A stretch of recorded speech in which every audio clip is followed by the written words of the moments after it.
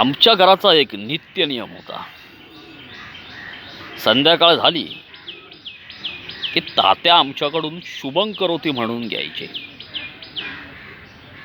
मग पाढे परच्या, पावकी, निमकी, अडीचकी सर्व घोकून पाठ करून घ्यायचे. मग तात्या आपल्या खर्जातल्या आवाजात रामरक्षा म्हणायचे.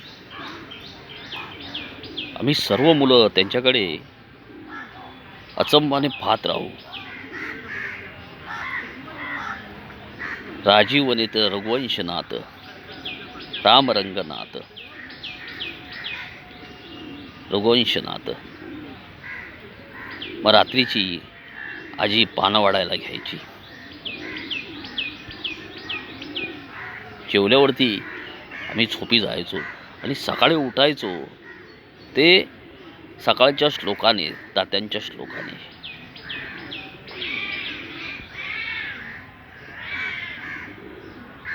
आजही ते दिवस आठवले ना,